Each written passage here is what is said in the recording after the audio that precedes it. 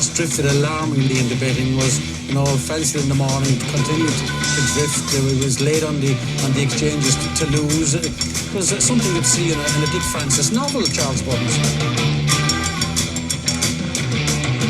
The ground is soft. It's not. It's heavy. It's soft on times. It's heavy. Okay.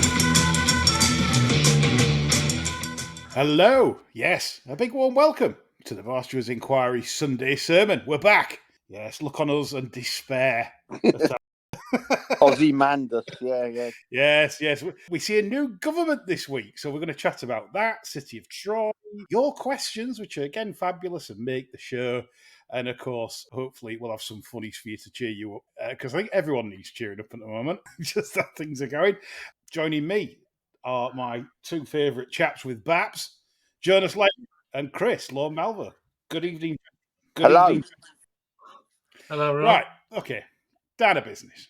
City of Troy yesterday in the Coral Eclipse, who have sponsored the race since I was in short trousers. And John, there's been a lot of debate on Twitter about this. Obviously, he was only workmanlike in the victory. A lot of people, I think, have been quite scathing of the performance yesterday, if I may say so. What's your take on it? Well, I don't think he's ever going to polarise a fail. I think, if you remember, I put on our Twitter chat just before the race. There has to be a trade out here for Alrifer and the other one, because he's never yet won a race on the Billy. Yeah, that's true. I wasn't surprised. It was hard work, because he's a top of the ground horse, and he didn't seem promoting with the usual fluency. And I would say he's done a good thing there, because he's proven he's got a bit of guts as well. Because apart from the bomb out in the Guineas, he hadn't had to scrap. But he showed he could scrap yesterday as well. So I didn't see a lot wrong with that performance. What do you say to those then that are saying that he's a good horse, but he's not exceptional? Well, up to press, he hasn't done anything to put him in the stratosphere, has he? No. But he hasn't finished yet. No. If he wins another 3 races this year, that could put an entirely different spin on it. It's far too early to say he is or he isn't, if you're a bystander like us, I mean, Colmore seemed to have made the minds up where he is. Well, Culmore would say that, to be honest, because obviously they're thinking about breeding and everything else, and obviously it's the best O'Brien's trained. They've got that out. They're marketeers, essentially the next Galileo coming along. So I kind of get their confidence and their bullishness about the horse. But the evidence, what we've seen as a 3-year-old. As a 2-year-old, I thought he was spectacular. He was really powerful galloper. I think looking on the 3 races we've got so far as evidence, he's definitely not a miler at 3. I think we can all safely tick that box and say that he's not going to...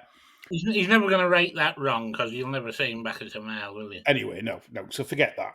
We saw him produce his best performance at 3 and 2 with the performance in the Derby. And I don't understand why some people are knocking the Derby form and saying it's not a particularly great Derby. Well, Los Angeles has come out and won at the Curragh, ambient friendly as we know.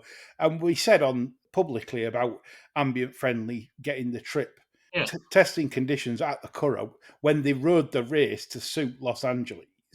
Los Angeles was being ridden to win the Irish Derby. He wasn't ridden to win the Epsom Derby, was he? No, exactly. Which, again, I suppose brings back critics of City of Troy saying, well, and I get all this. However, there is one noticeable thing I'll add to the debate, and you've also spotted this, John, so I'm not going to take full credit for it, is that his demeanour is something I don't think I can't remember anyway. I've looked at all the top class horses since I've been alive, and I don't remember one such as him that produces Group 1 winning performances and comes back in the paddock, just no bother to him whatsoever. the temperament. I mean, when they were stood with him, he's like posing for photos. The horse is putting his head over Ryan Moore and posing for photos. You certainly wouldn't have thought he'd had a hard race when they were bringing him back in yesterday. Well, that's it, right? Crossing the line, I said to you, no chance that's going to York because he's had a ridiculously hard race there, or looked to have, and that might have floored him. And then he's come back in the paddock, barely blowing. I think one of the ITV. I think Ryan could have rode him to fucking York last night. One of ITV pundits said, "Oh, you can see the nostril flaring there." Barely. I've seen horses when they've come in after Group 1s before, and they need the water, they're flaring out the nostril. You know, they're absolutely done. I think he was also hitting the ground because the ears were flat back in the sort of last. You watch the replay, the close up. The ears go flat back, and that's a sign that the horse is not enjoying it. As in, not liking this at all. I don't think it's temperament, far from it, because his constitution is splendid. So I think he just didn't enjoy it. And I'm in the camp of, if it's good ground, I would not be scared to have a very good bet on him wherever he turns up next, because you will get a better price, in my view, than you should. Do you agree with that? Yeah, they might chance their arm a bit with him, especially if he went to York. There will, yeah. I think the extended 10 at York had soaked him down to the ground. I do. He will travel. Yes, the instant acceleration is possibly not there. You'd see with a proper real turn of foot horse. But once he gets in his stride, and Ryan knows how to ride York very well, and he'll make sure that he's in his stride fully from 3 out if he goes to York. Because there'll be plenty of people wanting to take him on after that race. And yeah. A question from Mark on the subject. Are Coolmore trying to squeeze a 10 furlong horse into what is a proper 12 furlong horse with City of Troy? There could be a case for that. We'll probably learn more after his next run. If he struggles at the 10, what if he is sort of dossing, John, when he gets to front? What if he is a horse that thinks, right, I've done it. You ain't passing me, so... Say the Stars never won anything by a mile, did he? Giants Causeway the same. These spectacular Frankel-esque performances tend to have only come from the likes of Frankel and Millrace in the Gym Crack. Yeah. I in a way, I don't want them to go for the Breeders' Cup Classic because it's tight bends. It's a surface. Obviously, I don't think he'll have the right prep for it. Is important in the States. And secondly, I'd be very, very worried about him getting too far back early. They don't mess about in them. They go absolutely ridiculous fractions. And I don't think it's the right thing to do, John. I don't think I'd fancy it if I owned, unless I was going to do it all at 4 years and even train him out there, try and win 3 or 4. Yeah, I think that Coolmore will keep him in training at 4 if they think he hasn't reached his limit or his potential. I think they'll go another year. It's unusual for them to do so, but I think they just might. If they really truly believe in it. If they don't, like Chris has said on past shows, retire it, you know. Yeah. No, shoot it, I said. Yeah, best we've ever trained, best we've ever seen, all that lot. John Magnier made a great comment to Nick Luck as well on Saturday when he said, it's like his clothes are off and he's in the bed. I thought John Magnier was talking about himself. What I thought. Oh. You'd never eat corned beef again, would you? Thinking about that. Yeah. And of course, the lads were there in full force. Derek Smith, Michael Taborn, old John Magnier Senior, of course. Yeah. And joined, of course, by the lovely Mrs. Starmer. Yes. Yeah. Isn't she a revelation? Have you not seen her before then? Well, I haven't took a lot of notice of her because most of the Starmer involvement's been involved with trying to draw pentangles around him and things like that. So, no, it was a bit of a revelation to me that yesterday and the day before when they were celebrating the election win. Yeah. Very impressive. Certainly more impressive than Mrs. Rishi. Did you see her stood behind him when he was doing his thank you and good night speech in Downing Street? No, I didn't. A billionairess, and she looked like she lived in a cuckoo clock. Someone cleverer and funnier than us put a tweet out, which actually made me laugh out loud. The way, John, if you remember, the picture was posed, it looks sort of slightly otherworldly. It looked like the ghost of the woman that Rishi ran over years ago. It was like sort of, it's like someone that he'd run her over and killed her in a car crash, and she'd come back to haunt him. And that is a very odd picture, wasn't it? Very odd. A really bad frock.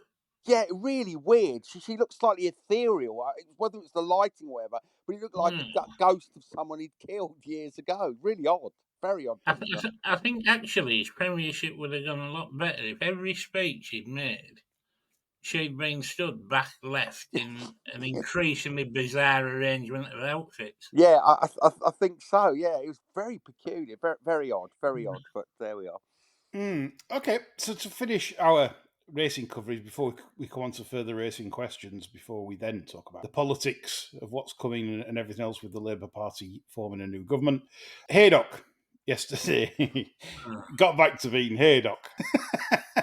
It didn't take him long. Obviously, he's had complaints from trainers for putting too much on a past meeting, and now he didn't put enough on, and they were slipping.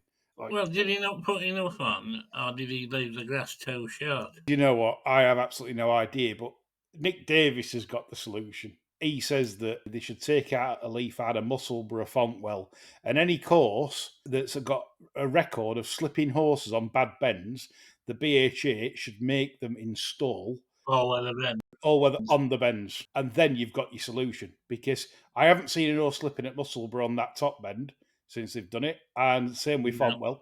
That's your answer. And we've had instances like at Beverley, down that bottom bend. We've had instances at Catterick, around that final bend. Warwick had to stop racing on the flat because of that last bend. Is the producer going to invoice the BHA 75Gs for Davis's consultation? Should do. I think so. Whilst obviously it's going to cost the tracks money, but they're raking plenty in anyway off the media rights. If they want to carry on racing, as an insurance company, I would challenge paying a jockey out as a right if I own one. Saying, well, there's been past instances of slipped horses on bends. We're not paying out on this one because we don't believe it was safe to race. What are they going to do then? That would be messy, wouldn't it? Chris, you've got some legal sort of experience. I've been in court millions of times, so yes, I am familiar with the criminal justice process. That could kind of work, couldn't it? Like as a case. Yeah, I mean, it could do. I mean, ultimately, the insurance company would have to be having a word with the track, wouldn't they? Say, hang on a minute, we've been paying merrily, assuming they are. Ultimately, there'll come a point where say, well, we're not going to cover this anymore until you can demonstrate you've taken reasonable steps to, mitigate the risk. I mean, if it's happening regularly, why as an insurance company would you continue to pay out? You wouldn't really, would you? Because the whole insurance model is about taking the premiums and finding ways not to pay. That's the insurance business model. So that is literally it. Take premium in and try and find ways not to pay. That's how insurance companies operate. Or you study it properly and just double the premiums. Yeah, absolutely right. Yeah, you get your actuaries to recalibrate the risk and say, look, we've looked at all the data and this year's premium is fucking 3 times what you paid last year. If you want cover, you pay through the nose for it. But they won't wear that for too long. And I dare say, in light of recent evidence, they might say next year's premium, 3 times. Sorry, chum. Yeah. So there you go, BHA. It happens with lawyers with, professional indemnity insurance. If the law firm has in a previous year demonstrated a track record of messing things up or claims, the premium of the following year can often be so high as to force them out of business. I mean, I know loads of lawyers that have stopped practicing because the following year's premiums they can't afford it. And that's how they stop it, just drive them out of business. Yeah. So there you go, BHA. Let us know where we can invoice you for Nick Davis's consultancy fee. He'd be greatly appreciated to receive something for that perfectly great advice. But I'm sure you departing incumbents will certainly take that with a pinch of salt. The Office Junior listens to this podcast anyway at the BHA, so that's what happens. They don't listen. Just one more thing on Haydock. They offered patrons a free ticket to another meeting of their choice for the same value as what they paid. I'd have gone a step further because it wasn't whether like heavy ground and it's unraceable and it's not their fault. I'd have gone a bit further and I'd have given a 50% refund to those that had no interest in. You've got to offer two options. I hate tracks that say if we run 2 races, you don't get any money back. I mean, it's just a big con. Just have the grace to say, look, we didn't run 3 good races on round track. We'll offer a 50% refund or a free ticket. Which would you prefer?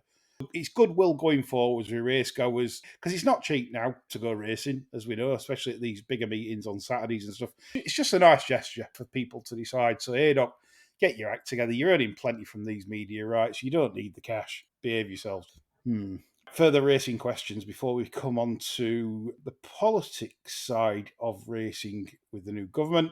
Linking back to the midweek racing debate, genuinely think the Eclipse Day should be midweek. Might not change the field, but every year it clashes with Wimbledon, British Grand Prix. Well, that's a Sunday, so I'm not sure about that. But I get it. A big event. 100,000 people going to Silverstone. A major summer a footy tournament every 2 years. Even if we got the best of the best, very few people in these days, anyway, would watch it. Jason Jackson. Is that a fair point, John? I think that's an excellent point. I think it's a really good idea. Maybe we could potentially take a leaf out of Ireland's book sometimes, and they seem to race on Sundays and have a lot of good racing Sundays.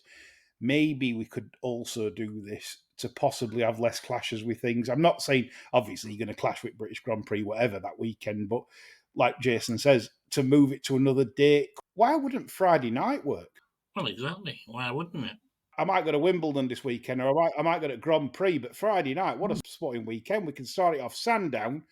We can go for tennis Saturday and go to Grand Prix Sunday. The sport just needs to have a sit down and think, not make rash decisions, think about it. And it's something we never do. It might improve Sandown's attendance. A Friday night meeting, Eclipse night, might be phenomenal. Well, I agree entirely. You know, it's London. People think looking for a sporting night out, and there's no domestic football on. All you've got to compete with is cricket sometimes, the T20 Blast and things like that. But apart from that, there's nothing to compete with. There's nothing much to like about that idea. Friday night Eclipse. Love it. Okay, Jason, good point that. Definitely worth talking about. This next question's a bit more tricky. It's from Racing Rat Podcast. And he goes, he's been on holiday these last 3 weeks. Well, that's our fucking fault. And not had a damn thing to do with the sport. Rightly or wrongly, I regard you 3 gentlemen as my racing shaman, if you will. Please sum up what I've missed in 20 seconds each. No pausing or repetition or waffle. Thanks for that. John.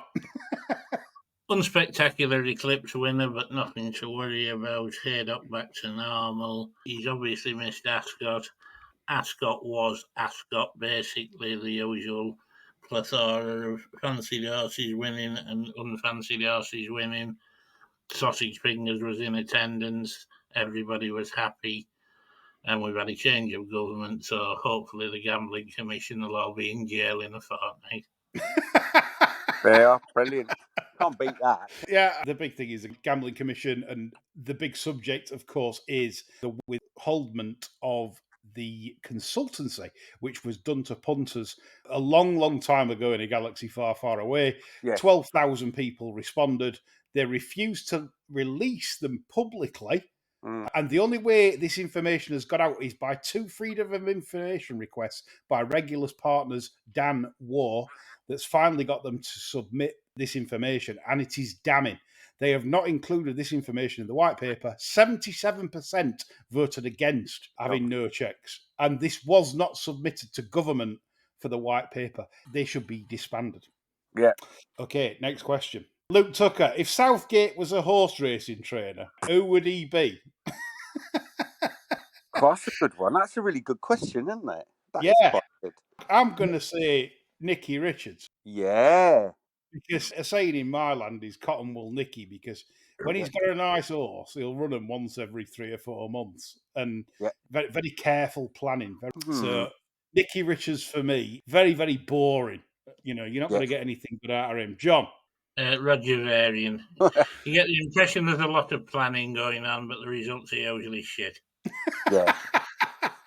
I like that better. That's good. Yeah. By the way, what's weird this season, Roger Varian, only 35 winners this season. Yeah. I'm not surprised. Man, we can't fucking Astonishing. train. We can't fucking train. How many thousand guineas have you won? Fucking loads. Loads of them. More than that cunt has, anyway. He's won 1,000 guineas this year. Oh, mate. If you throw enough shit at the wall, some will stick, won't you? Yeah, 35 winners. Ammo's not daft. No. No. Really. No, they've sent them all back to the Brazilians. Next question. Tony Earnshaw, and he says, was Shouty Man louder than ever yesterday? I didn't hear him, because when I listen to commentaries, I've usually got something else on. So I didn't hear him. John, did you hear him yesterday? Not to the extent where I was thinking, fucking hell, Shouty Man's really shouting. I was just rocking along with it. So I don't think he was any louder than normal, but could have passed me by. We've had a couple comment on it. So listeners, obviously, I don't listen to every commentary, so... He's bulking up a bit, isn't he, these days? I wonder if he's a bit like Pavarotti. The bigger he gets, the better voice, the fatter he is. The more the bass increases. Bigger voice box. Yeah. I tell you, his most embarrassing commentary, and it made me... I nearly had to sick bucket out. He said something like they were at Kempton when they just got them American number cloths. And I reckon he was in his element because he loves a shouty commentary. And and as they turned in, he said something like, and as they turned down the theatre of dreams, like the avenue of dreams. It was something like that. Boulevard of dreams. It was something like that. Like I just went, oh my God, what have you been doing? Yeah. Johnson. Rubbish. Terrible commentator, but clearly he's not missing a buffet, Mark Johnson. No. That press box, John. Is that press box Buffy, isn't it? Well, yeah, it's got to be. Claude Duval's legacy. That's how Cucumber and Cress, though, isn't it? I don't know. I'd have to ask Fry this. I've never asked Fry. Every time Fry is done use of Cheltenham, I've never asked her what Buffy is. I mean, Claude Duval, he could tell the sandwiches by fucking just touching them, couldn't he? What's in them? Christ. Yeah. Godolphin, says Alan March, concentrating on the US, another shift away from British racing. John. Yeah, I agree with that. They don't look particularly focused on British racing, but no. I think you'll find they've got a lot more runners at their Lurtle this week than they had at Ascot. Do you think there's trouble there? You don't? No, I don't think there's trouble. I just don't think there's much of a cohesive plan, and they're just diddling about, really. You see, Colmar, you've still got the captain driving the ship that's been driving the ship for Christ knows how long, haven't you? Yeah. This place, I mean, Appleby's in charge. He's just going from week to week looking for races. He thinks his horses can win, and I think it shows. Yeah. The thing for me, though, and the problem with this, is that if they're targeting US races, like a lot more, is that a sign that A, they like the Dukes, because you can use Dukes over there to a degree, as we know. I don't care what bans certain states. Well, we know for a fact they like the Dukes, don't we? Yeah, yeah.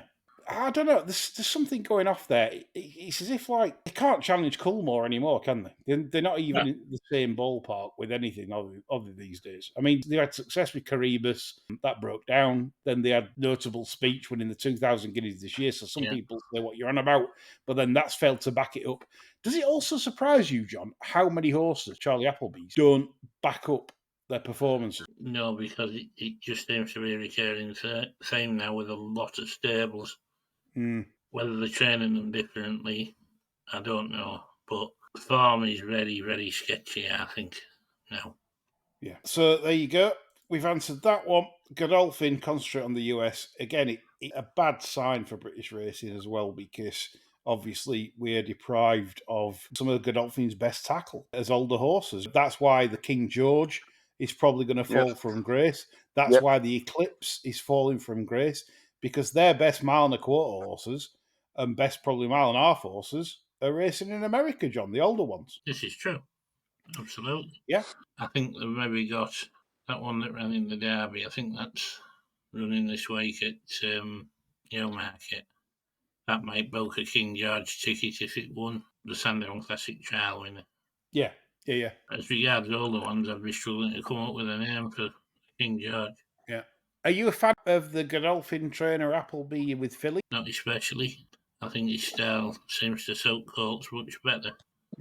Again, the one in France today, the Prix-Jean Prat, disappointing in that Group 1 there this afternoon. So, yeah, it's a stable that's not once what it was, but could that prove that they were juicing? Could that prove that when they were having the ridiculous strike rates, like 30% plus, and they were just on one, Zaruni days? I can remember you, John, back in heyday, it's like you just loved a Zaruni newcomer. That was the worst thing that ever happened to me when he got done. I can remember John, he like messaging me saying, "How is this 8? It's Zaruni for fuck's sake." They were just winning here, there, and everywhere. I mean, they were like popping up at Yarmouth at 12-1. You think, what the fuck's going on here? We love a cash cow. Yeah. Coming on to politics, a very subject for me. I hate politics. Yeah. But it's improved now. Mrs. Starmer's on the scene. Well, if she gets an OnlyFans page, right. I mean, listen. For Starmer said he likes a bet on the horse. He said Mrs. Starmer's got horse racing blood flowing through. Cool, yeah, bollocks. What a load of shit, isn't it? I'm saying he's a what son of they've a said. toolmaker as well, apparently. Yeah, I'm saying what they've said. It's all I can relate. Yes. Right. So I did some analysis on the Labour government that's come in, like a pin sticker's guide of some of their cabinet picks. So the Prime Minister himself has said some women have penises. Yeah. The Deputy PM thinks a fish is a vegetable and wears green clown trousers. Yeah. The Foreign Secretary... She thinks what, sorry? A fish is a vegetable. Yeah. Yeah. Oh, she claimed she was a devout vegetarian, but then she ate fish and sick as pig shit, isn't she? Fucking right. Yeah, it's a pescatarian if you want the official. Yeah. We wouldn't know that. Yeah, the Foreign Secretary thinks men can grow a cervix. Yeah. The Chancellor is absolutely loaded with plagiarism. Mm-hmm. A Culture Secretary and the for sport, we'll come on to it a bit, Lisa and Andy. Trans men should be allowed their places in women's prisons. Yeah. Right. She probably didn't mean it. She's a big, massive fucking liar. Yeah, that's true. Home Secretary, refugees welcome. Yeah. The Climate Secretary, Range Rovers and private jets, which is, of course, Ed Miliband. Yeah. He's always flying over to see what David Miliband's got info on the stock markets for him to punt. Fucking piece of shit. Eating a bacon sandwich. Yeah. What fucking piece? Who'd vote for a gormless looking cunt like him? Have you seen it? Fuck. Science Secretary that basically he's not an MP. That Sir Patrick Vallance brought in after a botched pandemic strategy. Yeah. Fucking I think we're in for some troubled times. Could be wrong, but I think there's certainly some issues there with that lot.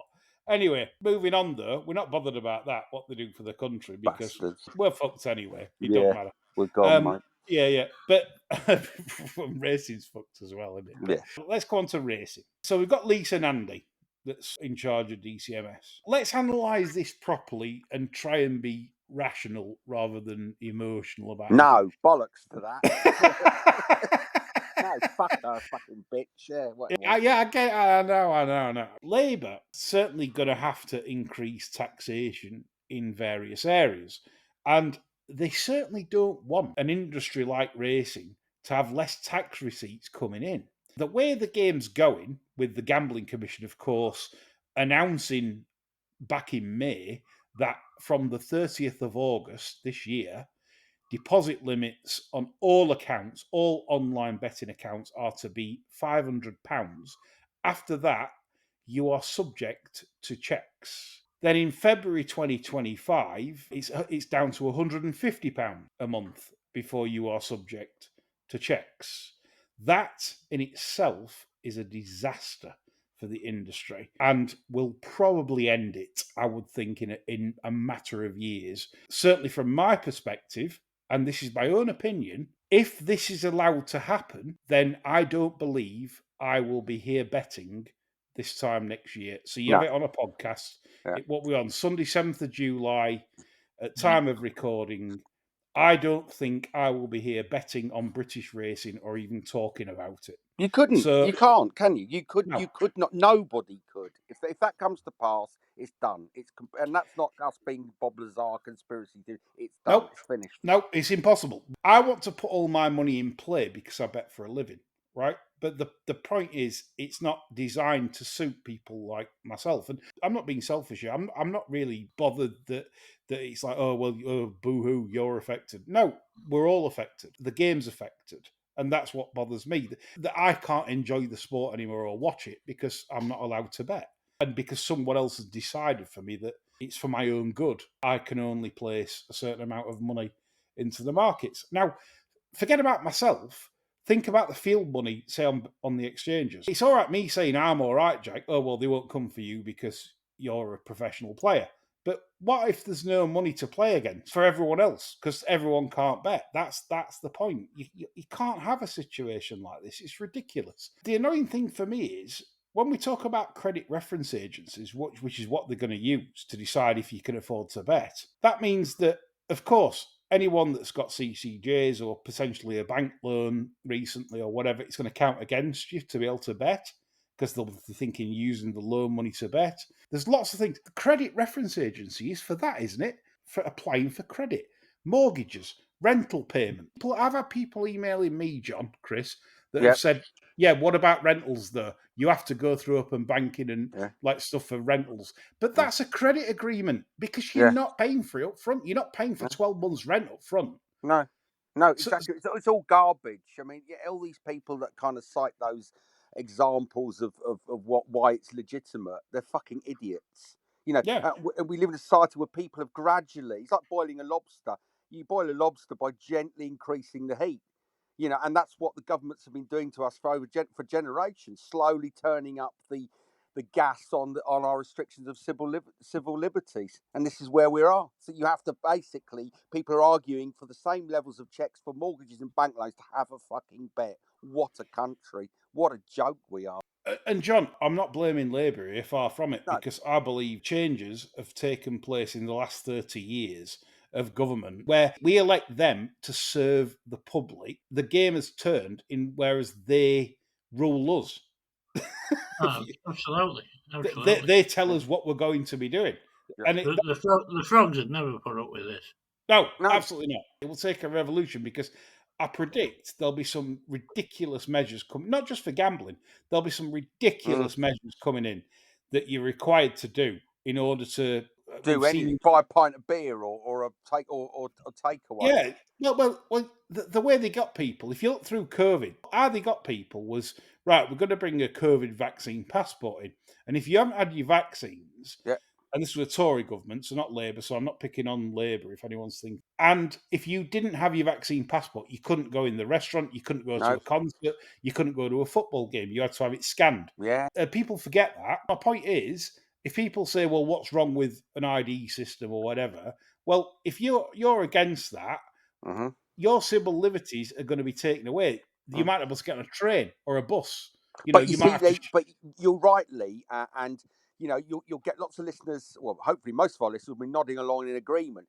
But what we fail to recognise, and what's frightening, is just how many millions of people in this country are absolutely delighted to cede all their rights and responsibilities to someone else. Look at COVID. There were people practically delighting in having to stay at home, follow rules, because if you have rules set down, it removes the need to think for yourself. And there are millions of people in this country who are quite happy to be told what to do.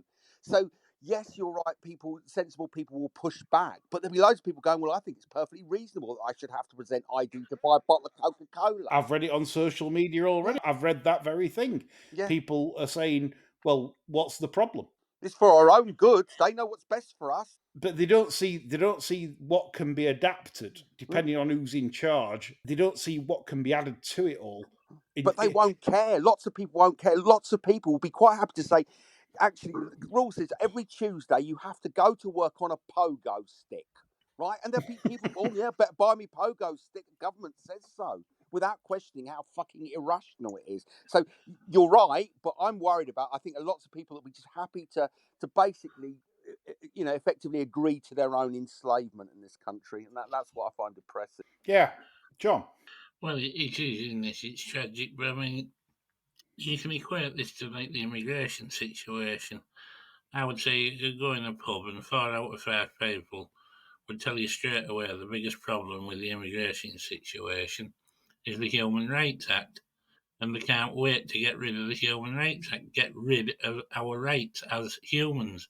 Yeah. So the government can more or less ride roughshod over us. And they're selling that to us by citing the Human Rights Act as a big problem with immigration. It isn't. It's the fact that they've disbanded Border Force, more or less.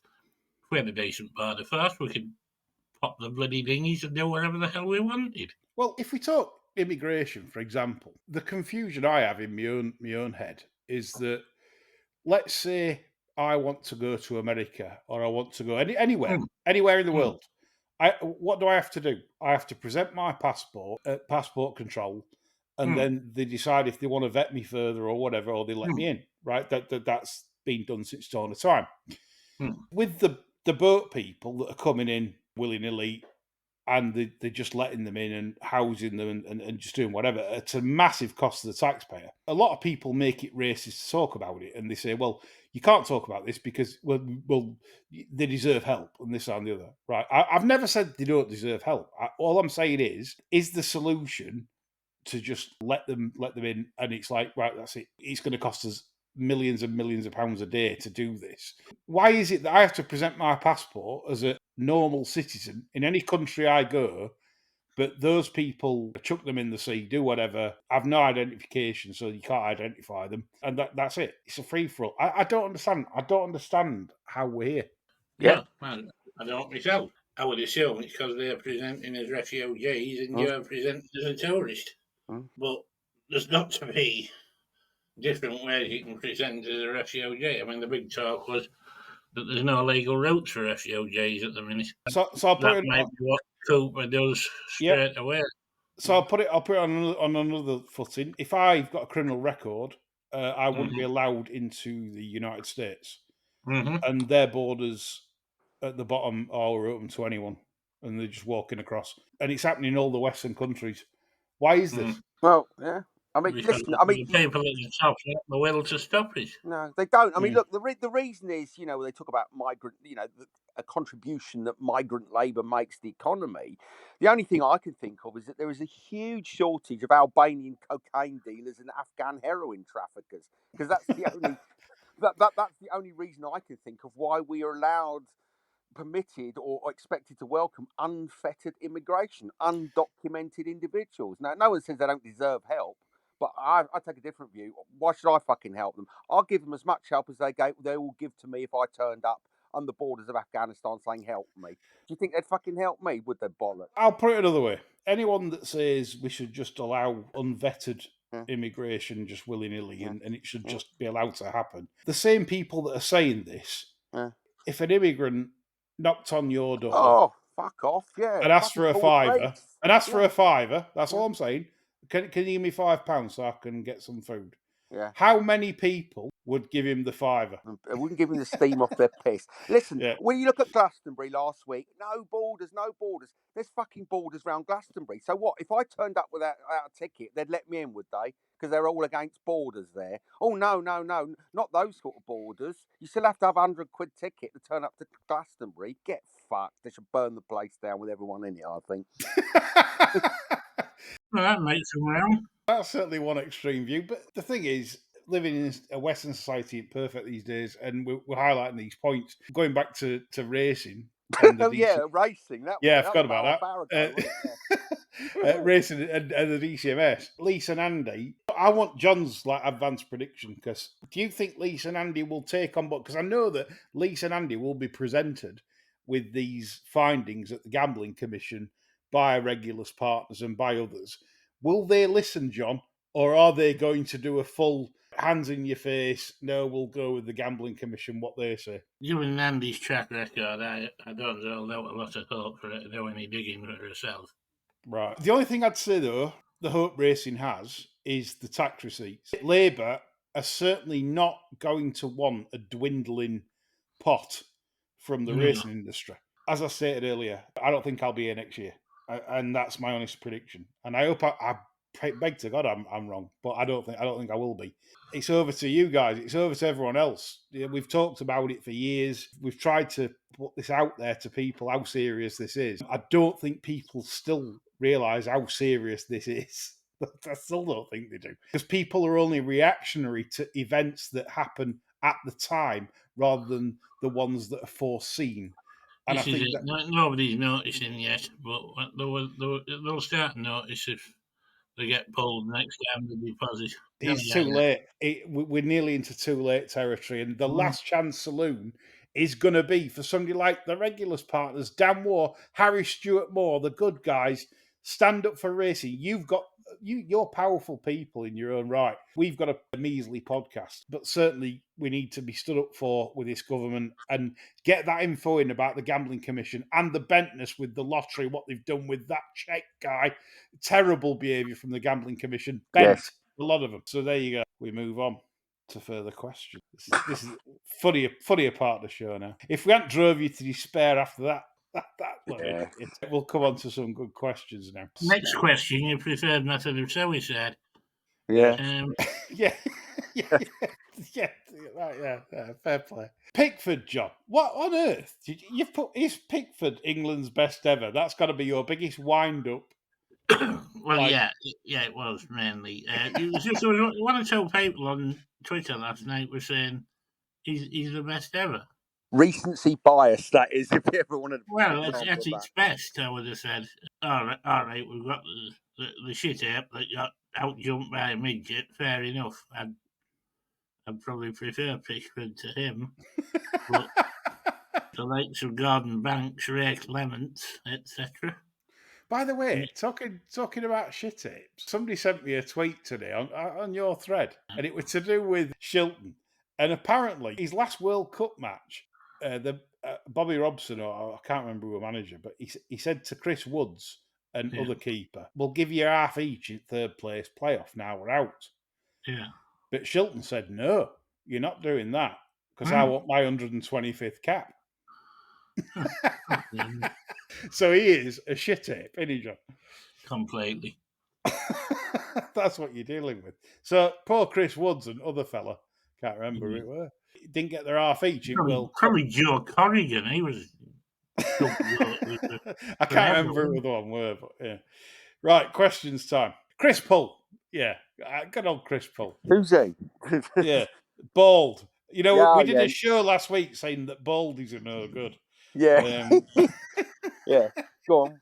A work colleague has the horn for Angela Rayner. Wow. Fucking hell. Can you offer him any advice? Also, who are the Barsteward's favourite lookers from Starmer's new cabinet? John? We had this discussion in the car with Woody, didn't we, when we were going to York? The things we say. Yeah, and I did point out that Erect Cooper has killer legs. But you fancied Truss, didn't you? No, that's still no Truss. You did. And you, Chris, you fancied Morden. No, that was rhetorical flourish. That was just to get listener numbers up above into double figures. No. I'm not having that. They're all geezers, aren't they? Surely. If she turned up with that sword outside your doorstep, she wouldn't be fucking coming here. I promise you. Fucking hell. She'd be throwing a food parcel out the back of her limo. I think that'd be it. Fuck me. I wasn't rhetorical. I'd definitely do Truss. Ooh, you'd need a truss afterwards, I think. Fucking hell. Possibly. Ooh, I think they're all horrible, aren't they? New Labour cabinet, but Rayner, oh Christ! I mean, she looks like something out of Band of Gold, doesn't she? Remember that? The old Francis, you're out, love. Fiver for ain't got any change, love. Yeah. Standing some rusty water in the skip and be wanked off. I ain't got change for a 20, love. Yeah, I haven't got change for a score. Oh, come on, love. Fucking a breaking score, yeah. So any advice? Fucking go gay. Yeah, chemical castration, really. She paid 550 quid for them clown trousers. You got them off Charlie Caroli for a tenner, couldn't you? Billy Smart circus, that was. Fucking hell. All the fun of the big top. There was a plethora of bad trousers on election night. I noticed that. Most of the lassies working the graphs and everything seem to be wearing bad trousers. Rayner must have watched it and thought that was the latest thing. Yeah. Yes, horrible. Oh, Christ. Fucking hell. Imagine that fucking bearing down on you. Christ, you wouldn't know where to look, would you? We've got the Labour government in now. Yes, hurrah. We love them They all. might set trends off for pink and blue hair in everybody again. Yeah. Do you remember when we used to have luminous socks when we were younger? Yes. Remember them? Yeah. The luminous green and I even Yeah. wore pink ones. Luminous pink socks. Yeah. That was Yeah. trendy, weren't it? Like the trend. You had to Wilson wear luminous tube socks. Remember them? The old tennis socks with no hair. Yeah. They were just like a tube. Absolutely. What days? Next question. Another good one here. Dave Bradshaw. I like him. He's good, he comes up with some really good questions. Yes, he does.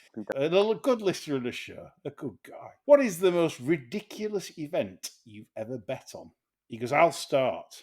He goes, so what colour Smarties the pub dog would eat next? Oh, brilliant. After a long boozy day at the races. That's a great question, Dave.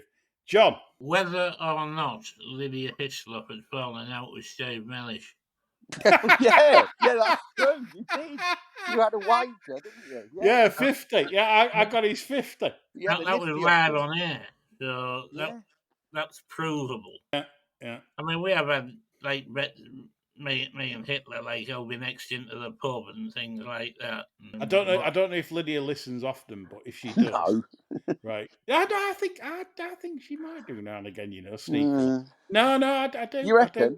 I do. Yeah, I do. I reckon. Depends on what we're talking about, but I think Lydia.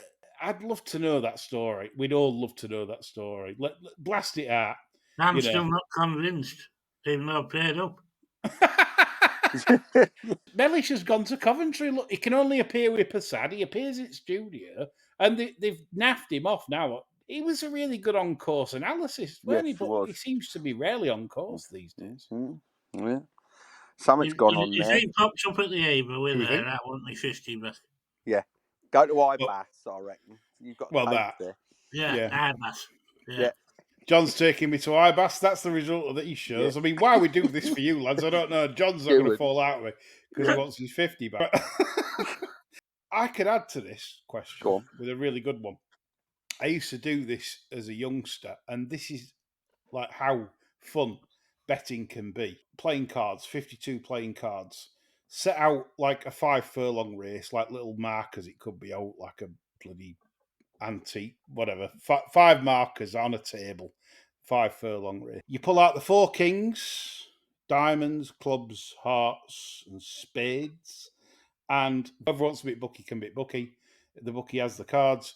And then it's like, if it's a heart, the heart moves 1 space. If it's a spade, the spade moves 1 space. You introduce betting after every round. So it's really difficult for the bookie to price up.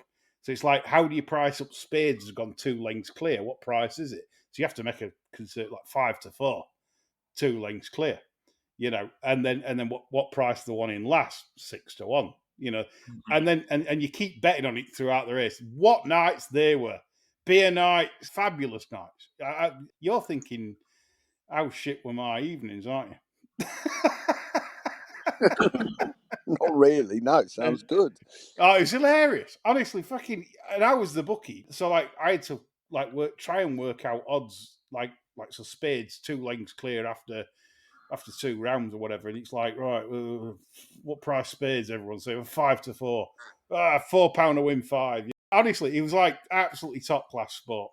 Me cheering when they were like, say, Arts were back marker and no one had backed it, and then there's 4 Arts turned over and they're all, aye, we've done it. We've got the lot. So I would say that for me, Dave. If anyone wants to play that, and any youngsters listening to that, what a game that is. But you've got to be decent at pricing up, also you'll go skint.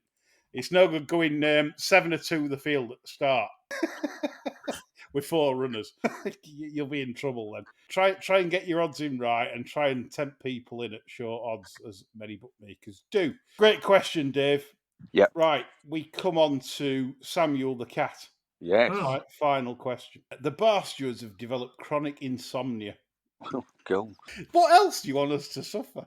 Like losing bets, affordability checks, fucking death penalty, all that. Last meal on Earth. Fucking sleep now. Yeah, I've only slept 3 hours in 72, John. That's like you, that. Yeah. When you're struggling, right? Yeah. If you had to ship in a person or participant in racing, to Yeah. sit by your bedside and talk you to sleep Yeah. through boringness, Yeah. who would you choose? John, I might save you till last because yours are usually best. So I'll start us off, and I'm going to say I'm not misogynistic or sexist or whatever. By the way, plenty of male trainers in the UK basically are misogynists and finger blasters. We all know them. Yes, we They'd do. have plenty of good tales to tell. So male trainers wouldn't be good to send you to sleep because you'd be asking certain trainers, saying, "Ooh, what have you been up to there?" Yeah. So the two I'd nominate would be, I'll be close to this, Alex Hammond or Laura King. Yes. Right? Both absolutely half brainless and dull as dishwater. The most dullest people. You'd be sat next to them or whatever. They'll offer you nothing and completely dull. Absolutely dull. Yeah, dreadful, dreadful. Alex Hammond or Laura King for me. Chris? Bruff Scott, I'd have him reading a Payne's manual for 1975 Dolomite Sprint. I reckon I think that'll put you to sleep within 30 seconds. He is the dullest beyond. I don't think there's any question. I thought it had been Oils. I thought No. That's the easy one. I would have put Jim McGrath above Hoyles, but you know, if you woke up, you see those fucking eyes staring at you. That'll put the wind up you. So I wouldn't fancy that. I would say Bruff Scott, most boring man on earth. I think. Would that be in his crypt or out of his crypt? I'm saying Brook would just drag you back to his crypt, wouldn't you? You're in for the long sleep. Oh, no, yeah, exactly. Dying. Great stuff. John? Well, initially, I was thinking someone like Mark Howard. Yes. You know, who could sit next to your bed. We ain't standing up, is it? No. And read aloud from the spotlights, a bit like he does on the telly. I would say maybe out the training ranks. He's already had one mention tonight. I think Roger Varian, who has the most soporific He made medicine sick. You could get him to read through a list of horses in training. I'd defy anybody to stay awake. Yeah, go with that. Varian with two mentions tonight. Roger Vegetables, as we fondly know him on Bar Stewards. Yeah, come on, Roger. Lift your game. Right, I think that's about it. Overstayed our welcome. And we hope you enjoyed the show. We've had some laughs amongst it. Some controversial topics, which some you will disagree, some you will agree. But you'll be back with us next week, hopefully. That's all from me, John and Chris. Bye for now.